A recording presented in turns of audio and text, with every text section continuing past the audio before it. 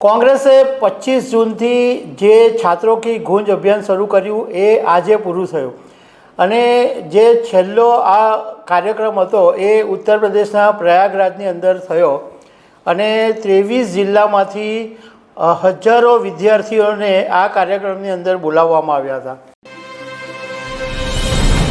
કોંગ્રેસે 25 જૂનથી 9 ઓગસ્ટ 40 દિવસ छात्रों की गूंज अभियान शुरू કર્યું હતું, જેના ભાગરૂપે કોંગ્રેસ નેતા રાહુલ ગાંધી 8 ઓગસ્ટના દિવસે પ્રયાગરાજમાં વિદ્યાર્થીઓની સાથે સંવાદ કર્યો અને એમાં ઘણા બધા મુદ્દાઓ પર વાત કરી। પેપર લીક, રોજગારી, ડેટા, આવા બધા મુદ્દા પર રાહુલ ગાંધીએ વાત કરી છે। તો આના વિશે હું તમારી સાથે વાત કરીશ।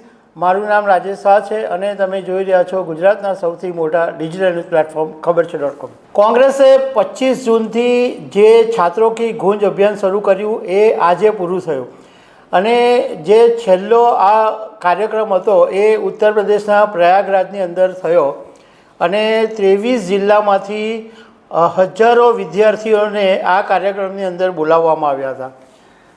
કોંગ્રેસ નેતા રાહુલ ગાંધીએ આ કાર્યક્રમની અંદર કીધું કે દેશમાં 1000માંથી માત્ર 12 લોકોને પરમેનન્ટ નોકરી મળે છે અને એવી સિસ્ટમ બનાવવામાં આવી છે કે જેમાં યુવાનોને ચક્રવ્યૂહમાં ફસાવી દેવામાં આવે છે। રાહુલ ગાંધીએ કીધું કે ભારતમાં સૌથી વધુ યુવા વસ્તી છે, 40 કરોડ યુવાનો છે, જે બીજા કોઈ દેશ કરતાં પણ વધારે છે અને આ યુવાનો છે એ દેશની સ્ટ્રેન્થ છે। ઇન્ડિયાના યુથની સામે કોઈ આવતું નથી। રાહુલ ગાંધીએ કીધું કે 21મી સદીમાં 2 રીતે પ્રગતિ થાય છે, એક યુથ અને બીજું ડેટા, અને હિન્દુસ્તાનની અંદર 1 ગીગાબાઇટ ડેટા પ્રતિ ભારતીય પ્રતિદિન વપરાય છે અને અત્યારે યુવા પ્લસ ડેટા બરાબર 21મી સદી।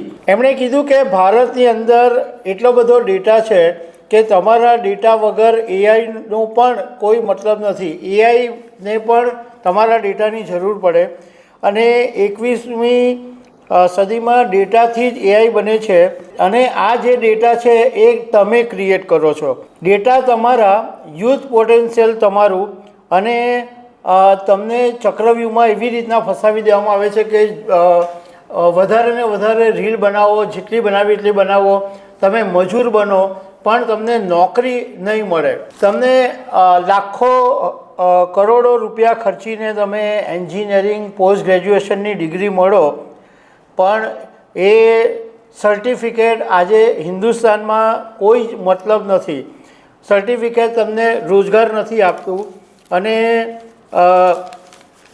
આ જે ડેટા છે એ જીઓ, અદાણી, ફેસબુક, ગૂગલને વેચવામાં આવે છે અને 21મી સદીમાં ઇન્સ્ટાગ્રામ એ નશો છે।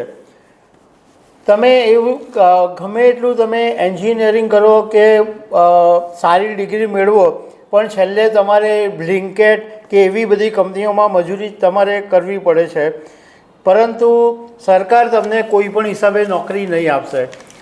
રાહુલ ગાંધીએ વચ્ચે અમુક વિદ્યાર્થીઓને પણ બોલાવ્યા, એમના અનુભવો શેર કર્યા, એમણે કેટલી પરીક્ષાઓ આપી, કેટલા રૂપિયા એમના ખર્ચાયા, એવી બધી જુદા જુદા વિદ્યાર્થીઓએ એમના અનુભવો શેર કર્યા અને એ વિદ્યાર્થીઓનો સાર એટલો જ હતો કે પેપર લીકને કારણે એમનું ભવિષ્ય બરબાદ થઈ ગયું છે અને એમના પરિવારના લાખો રૂપિયા વેડફાઈ ગયા છે। યુવાનોએ સ્ટેજ ઉપરથી એવો પણ એક સવાલ કર્યો કે અમારો સમય ગયો, એ સમય અમને પાછો કોણ આપશે? રાહુલ ગાંધીએ કીધું કે ડેટા તમારું, દુઃખ તમારું, પરંતુ દોલત કોઈ બીજા જ કમાઈ રહ્યા છે। એમણે અદાણીનો ઉલ્લેખ કર્યો કે 10 વર્ષમાં અદાણીની જે નેટવર્ક છે એ 30 ગણી વધી ગઈ। એક જમાનામાં દુનિયાના સૌથી અમીરોમાં 600 નંબરે આવતા અદાણી એક વખતે દુનિયાના સૌથી ધનવાનોમાં બીજા નંબર સુધી પણ આવી ગયા હતા। આ ઉપરાંત તમારા ડેટાથી મોદી પ્લસ અમિત શાહ એટલે બીજેપી કમાય છે, કારણ કે બીજેપીનું જે ફંડ હતું એ એક જમાનામાં માત્ર 150 કરોડ હતું આજે બીજેપીની પાસે 10,000 કરોડનું ફંડ છે અને આરએસએસ દરેક સંસ્થા ઉપર કબજો કરે છે અને દરેક સંસ્થામાં પ્રચારક તરીકે કામ કરે છે. રાહુલ ગાંધીએ વિદ્યાર્થીઓને ઉત્સાહ આપવા માટે કીધું કે અંધારામાં તમે લોકોએ ઉજાસ પાથર્યો છે અને સાથે સાથે એમણે એવું પણ કીધું કે તમે દેશ બદલી નાખ્યો છે પરંતુ નફરત નથી કરવાની, આપણે સિસ્ટમ બદલવાની છે પરંતુ મોહબ્બતથી બદલવાની છે. તો રાહુલ ગાંધીએ પ્રયાગરાજની અંદર લગભગ 45 મિનિટ સુધી યુવાનોની સાથે સંવાદ કર્યો છે. તો દર્શક મિત્રો, આવા અનેક અપડેટ સાથે મળતા રહીશું. આભાર.